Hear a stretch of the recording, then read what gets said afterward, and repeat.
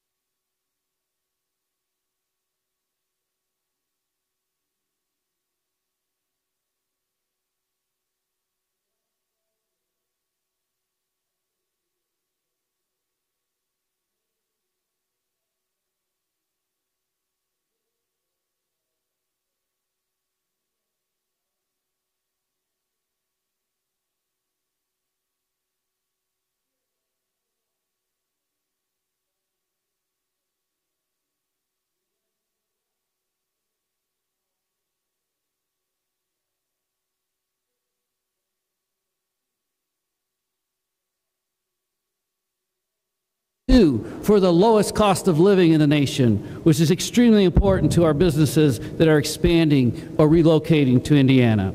We rank number 3 in the country for our infrastructure, and this is before the governor implements his next level roads plan, at which time we will leave all of America in our rearview mirror.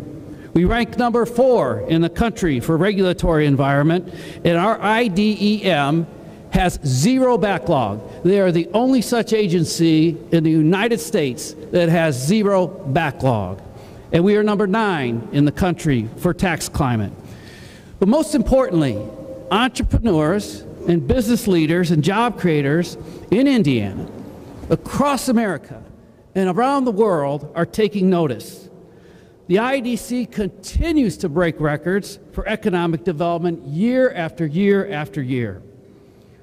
And because of all of you in this room today, the people in here that represent the companies and businesses, local and regional economic development organizations, consultants, site selectors, foundation partners, our legislative leaders and elected officials, we have broken yet another record at IDC. Many of you may remember 2015 was a record year in many, many ways for the IDC in the state of Indiana. We did 323 deals. We created 26,555 jobs with a capital investment of $4.8 billion, and we did so at $24.87 in terms of average wage, above the average wage of our state at $21.21. The all-time record for jobs in a single year in the state of Indiana was accomplished in 2012, and that number was set at 27,000 260 new jobs. Ladies and gentlemen, as of today, with 54 days left in 2017, I am proud to announce that the state of Indiana has secured 28,846 new jobs for our state.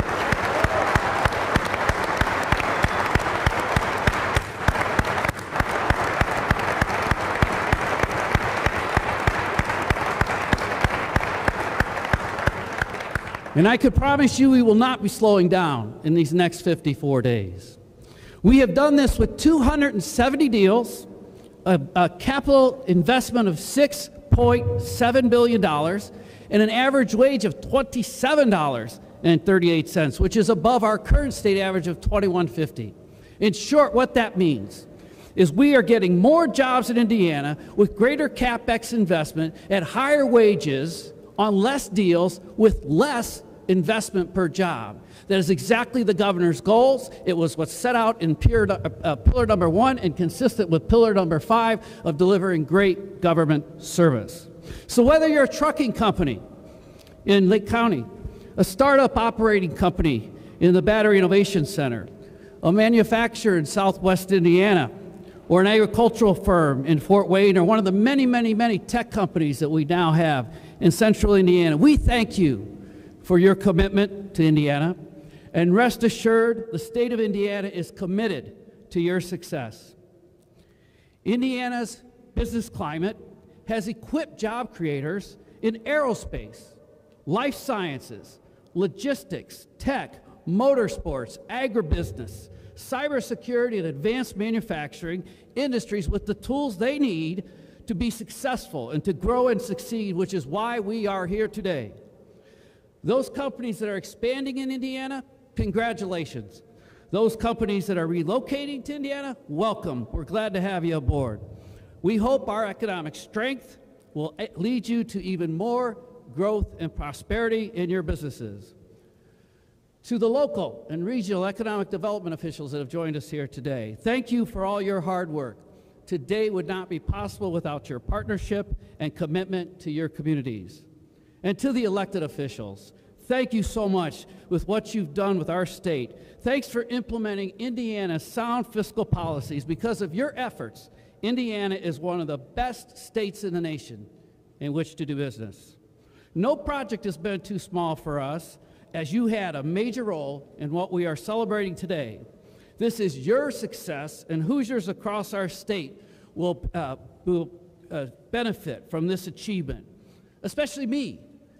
The governor and I, we often get into a challenge of one another of who has the best job in the state of Indiana. Of course, I respectfully, and I might add wisely, yield to the governor. But I get to go around the state, I get to go around the nation, I get to go around the country and tell our story. And it's a good story, or as one of my sons would say, Dad, it's a tight story. But it's a good story, and I get to tell it everywhere, and it opens eyes all around the world. So this achievement today is historic. It's pretty special. And on that note, I would like to pay a special thanks to the Indiana Economic Development Team, specifically our president, Elaine Beadle, who's here today with us. We have 3 board members, Mark, Mike, and John are with us today.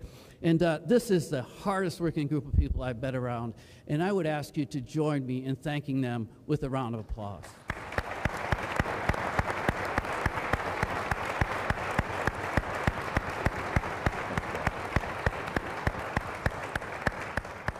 With that, it is my high honor and distinct privilege to congratulate Governor Eric Holcomb. As you know, Eric Holcomb is the 51st governor of Indiana, a lifelong Hoosier. He is a veteran of the United States Navy. He served as our 51st lieutenant governor in the state of Indiana, a trusted advisor to both Governor Daniels and Senator Dan Coates, and the former state chairman of the Indiana Republican Party. He was elected along with Lieutenant Governor Suzanne Crouch 365 days ago today. I think that's pretty impressive. Time flies. Give me a little fist bump. All that following an unprecedented 106-day campaign that was inaugurated on January 9th of 2017. Already, Governor Holcomb is moving our state forward. He led the way for the largest long-term infrastructure investment in our state's history with a 20-year Next Level Roads program, which will invest $4.7 billion in roads and bridges in the first 5 years alone. To meet our state's rapidly changing workforce needs, he's unveiled the Next Level Jobs program to help more Hoosiers get into high-demand, high-wage jobs. And today, on the first anniversary of his election, we are proud to announce setting the all-time jobs record in the IEDC's history. All that's not too bad for your freshman season, I would say. Ladies and gentlemen, please join me in welcoming and congratulating the Honorable Governor Eric Holcomb. Great job. Great job. Love you. Thank you. Thank you, thank you, thank you, thank you, thank you. Thank you. Well, good morning. It is a great morning. Hard not to feel extra good today. Thank you, Mr. Secretary. Congratulations on the job you and Elaine and the whole IEDC team have done shepherding us through this uber successful year. Thank you most of all to all the businesses that had confidence and faith in our state and the direction that we were going. Obviously, we would not be here today without all of your leadership and your contribution to this day. This is not just about a record number of job commitments that are coming our way. This, to me, as I look out onto the horizon, is really about a record of opportunity that stands before us, and it's exciting to be a part of it. You are the very reason and the agent that is really fueling this Indiana momentum that we're all feeling, and we still, as the Secretary said, we still have a month and a half to go to run up the score. So Jim, I'm going to send you 2 or 3 more cases of Red Bull, so keep hard at it and maximize each and every day. It's also, as the Secretary said, so good to see all of the local economic development partners here today. Obviously, we wouldn't have got out of the gate so strong. We bolted out of the gate from day one, and we haven't slowed down one bit. And it is, as he said, it is because of that hand-in-glove partnership as we move forward. So we thank you all for being here. Indeed, the world has taken note of what is occurring on this Hoosier soil. Indiana is on a roll, and when you think about it, and as the Secretary said, and started ticking off those lists of first in this category and first in that category, and being on playing the ball and leaning into it, and all the recognition that we're getting, and up and down the line, not just on the attractive economic foundation that we sit on, but doubling the enrollment in our On My Way pre-K, and making sure that we continue to operate in this with a AAA credit rating and $1.8 billion in reserves. And these are the things that folks all over not just the country, but all over the world, they're taking note that this is the place to do business, and it costs you money to fly over the state of Indiana anymore. It is the very reason why having that recognition from U.S. News and World Report earlier in January that said that Indiana ranked #1 in terms of state government, better than obviously 49 other states. But it's our aspiration to continue to do more, to take it to the next level that is making us in the envy of so many other folks. And now we find ourselves, I see Scott Dorsey here, now we find ourselves in the good company of being one of the 10 fastest communities in terms of tech growth. And what a time to be associated with this kind of company. It is just pitch perfect, and we're going to continue to lead the way, and that's what taking this state to the next level is really all about, because I believe, as good as those records sound, I believe that records are meant to be broken, the good ones and the bad ones, and we're the ones that are going to do just that in 2018. And that's why I am flat out excited to get to work with the members of the General Assembly and with Hoosiers all over the state of Indiana on each and every one of these initiatives that we'll talk about a little bit about this morning. And this year, if I could, I'll start with number 3, actually, the third pillar. This year, we're going to be focused on our people. Our people, our people, our people. Because for Indiana to continue to be ranked number 1, to be continue to be known as the best in the Midwest and top 5 in the nation in the year 2020 or 2030, we're going to have to make sure that our workforce is skilled up appropriately to meet the workforce needs of those years, obviously, and what all the future holds for us, and really the future is right now. And that's why our team, many of which are here with us today, agency heads and our administration, that's why we've spent so much time over this last 6+ months getting out around the state, finding out what programs are actually working and delivering. And quite frankly, this is going to be somewhat of a new approach and desperately needed. It's going to take the process away from a culture that's been about compliance and regulation, and it's going to lean more towards one of local capacity building. This is going to be localized by its very definition and structure. It's going to be what is happening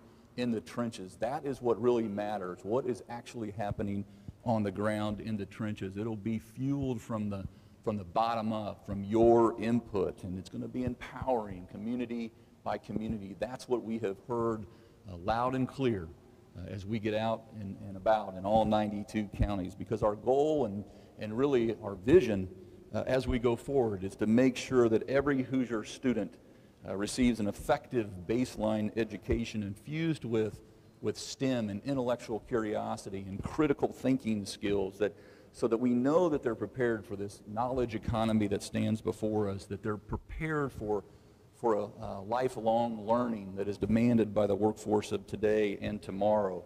The students that graduate from high school have to be ready to either go to college or find meaningful training in a field of their choice, by the way, something that they're passionate about, with the skills to go directly into that fulfilling career. And third, we must ensure that working age adults can be connected to career and education training that leads to, or is in fact connected to, the employment that is out there right now. We know currently exactly where there are 92,000 unfilled jobs. These are high-wage, high-demand jobs, and we've got to fill them, and we've got to fill them like yesterday. So the state will be setting parameters for sure for this new system through the governor's Education to Career Pathways Cabinet.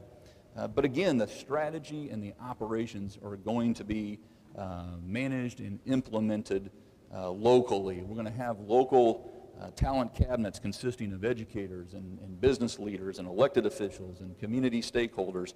And it's they who will have the flexibility and the funding that they need to design the education and the workforce training programs that make sense for their current and future economic conditions for all of their employment needs. And next year we'll take steps that you'll see on the third pillar poster board. We'll take steps that lead to this systemic change that will continue well into 2019. The Education to Career Pathways Cabinet will consist of Superintendent of Public Instruction Jennifer McCormick. It will consist of Commissioner Lubbers, Commissioner Payne, who will join us at DWD next month, OMB Director Micah Vincent, and Secretary Blair Milo of Career Connections and Talent. That will, and she, by the way, will chair this. Secretary Milo will chair the cabinet. We'll have the 5, in my mind, the most important workforce development entities now aligning themselves. Obviously the DOE, the CHE, the DWD, OMB, and Career Connections and Talent. I guess to be consistent, I should start calling that CCT. So no more stovepipe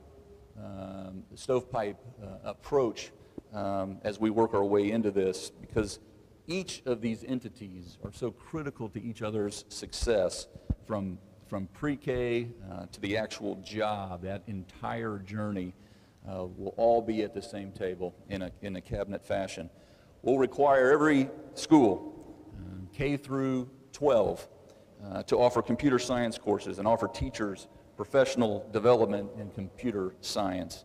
We'll create career pathways for high school juniors and seniors that prepare them for post-secondary options such as apprenticeships and work-based learning and technical preparation, dual credit, college prep courses that puts them on that direct path to obtaining a 2-year or a 4-year college degree and or courses that lead directly into industry certifications. We'll create a state office of apprenticeship and work-based learning. We have a federal office already. We're going to create a state office of apprenticeship, which will be housed at our DWD. We'll increase license flexibility for K through 12 teachers in technology and STEM and career curricula. We'll put people in jobs by creating expectations for the state workforce investment boards, the WIBs, that tie to job placement and wage outcomes. We'll direct the Commission for Higher Education to work with our institutions to assure that there are mechanisms that are in place to incentivize and measure career planning and in-state job placement programs. We'll assist adults who need additional training to succeed by expanding these already positive and impactful programs such as the Workforce Ready Grant, the JAG and Excel programs, the You Can Go Back program, and we'll encourage more employers to directly hire and train Hoosiers for sustainable employment from those very programs.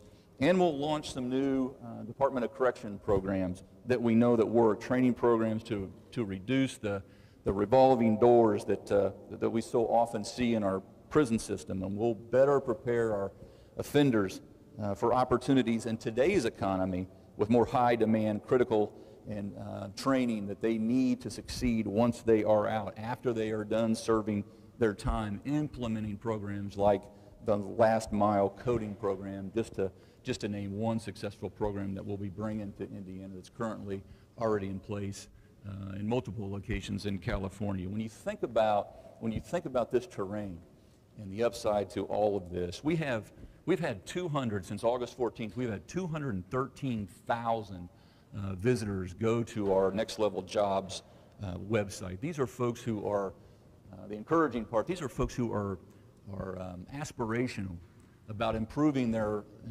lot in life, if only they have the means to grab hold of that next rung up.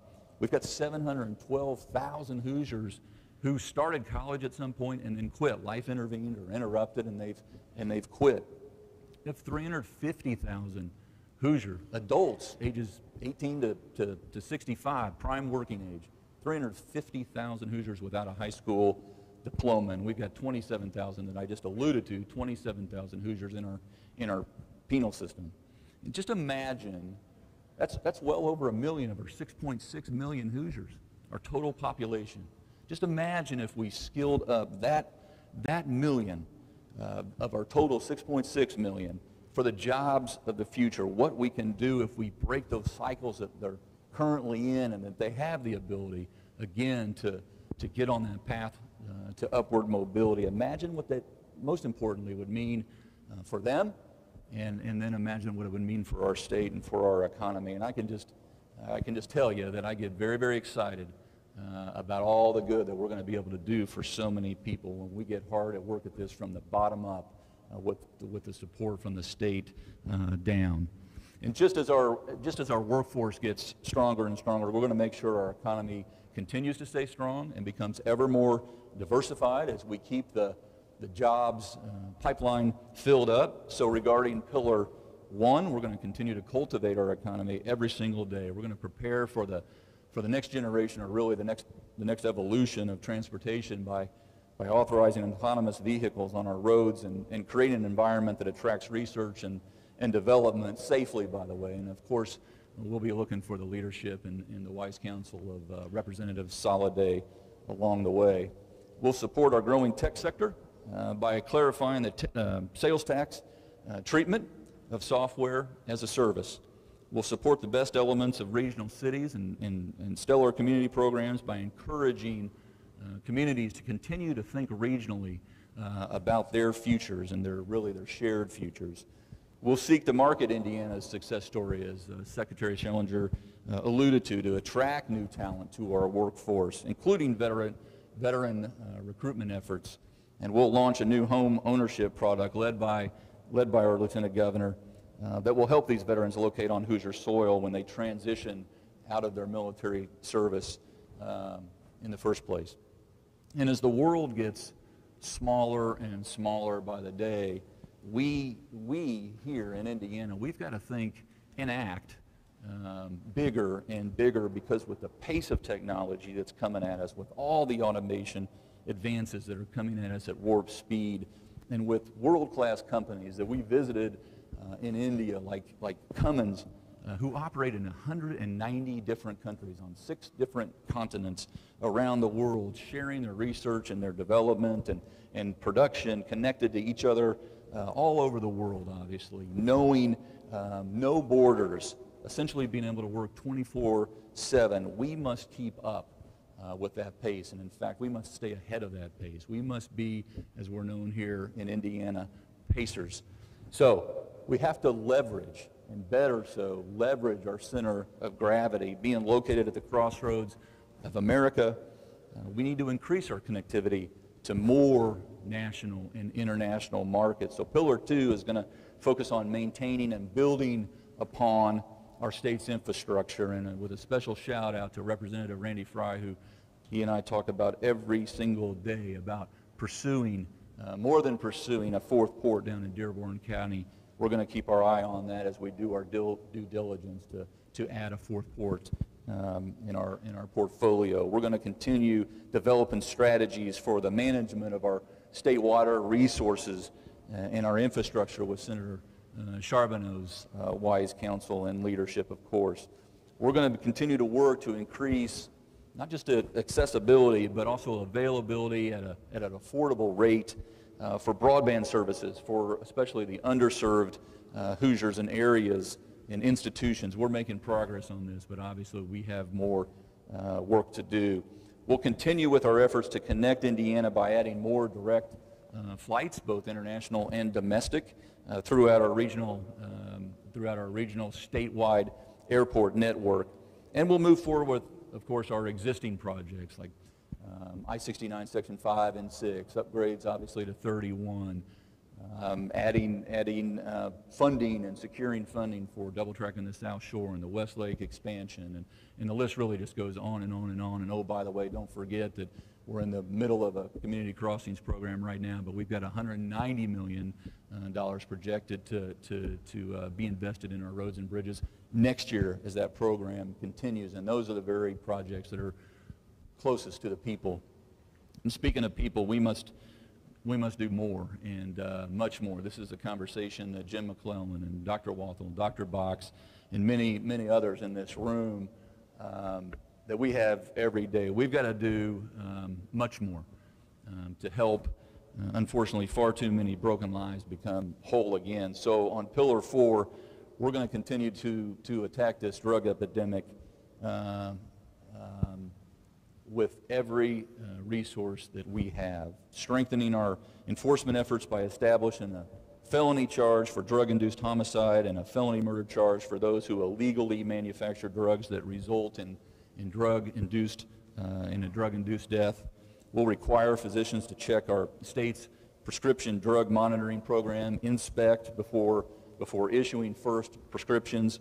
We'll work with our county coroners all over the state of Indiana to improve the way that we report drug overdose deaths to increase consistency and the integrity of the information that we're gathering so that we truly understand the real scale of this problem before us. We'll seek to increase the number of FSSA-approved opioid treatment locations so Hoosiers have better access. If it gets down to just one word, it's all about access to treatment. And yes, we did, Dr. Walthall and Jim McClellan and I, we did announce earlier this year that we added some locations, but we need to do more. and we need more access for those who are, again, in the dark and are scratching and reaching out for help, and it's got to be closer to them. And Dr. Wathel and her team are working on a first of its kind state referral process to increase drug treatment options with a process that will directly link patients to available inpatient beds and residential treatment immediately using the open beds technology in Indiana 211. This is going to be, I think, a game changer for lives. And we'll work to reduce our state's infant mortality rates by implementing levels of care certification for prenatal programs at hospitals and birthing centers to ensure families can secure the care that they absolutely need and deserve. And last, and certainly not least, on Pillar 5, we will continue striving to deliver great government service at a great taxpayer value by streamlining and simplifying our interactions that you have with your state government by establishing a single sign-on where you can easily conduct your business with the state of Indiana. We're going to work to improve the management and delivery of large-scale IT projects with a more rigorous project review and assessment process. Soon, I will sign an executive order to implement a new parent leave policy for state employees that incentivizes retention and recruitment of our state employees and supports family formation and involved parenting. And it should go without saying at this point, but I will restate it anyway now that I have your attention, that we will continue to operate and conduct ourselves with the exact same strong fiscal management and maintain the reserves that we have at a prudent level over the next coming years. And finally, maybe the initiative that I am most excited to sign into law is we are going to immediately become allies with elementary students all across the state of Indiana, including the awesome Cumberland elementary students from West Lafayette who have been working for several years to adopt Say's firefly as our state's official insect. And so we're gonna get this done. It's done, and elementary students can take credit for it. I'm just so eager to roll up my sleeves and get to work on all of this with all of you, with members of the General Assembly, with Hoosiers of all backgrounds and all stripes, as we continue to seek to ourselves aspire to take the state of Indiana to the next level. We are going to be the ones, I predict, Hoosiers, that crack the workforce shortage code. This is something that is getting away from far too many folks. When we were in India on that economic development mission just last week, we talked to folks who said no one is getting this right. And I said, not yet, but wait till you see what we're going to do come January of 2018. We are getting to work on this, and Indiana is going to be the one that leads the way. So thank you all for being here today. Thank you for getting us to this day and for getting us to where we need to go. Thank you all so much. Good job. Good job. All right. All right. We've got our marching orders. All right. All right. We're supposed to govern the right here. Thank you, Governor. Thank you for those words and thank you for your inspiration and leadership. That officially concludes our event today. Again, thanks to all the companies from all around the state that joined us today, and the economic development partners and the elected officials that are here today. And again, thank you for your ongoing commitment to our state. Please feel free to linger around and enjoy the refreshments. Governor Holcomb, the Lieutenant Governor, myself, President Elaine Beadle, and Secretary Milo, we will make ourselves available to your left over here for any kind of media interviews, and we'll look forward to the exciting year ahead. Thanks to all of you.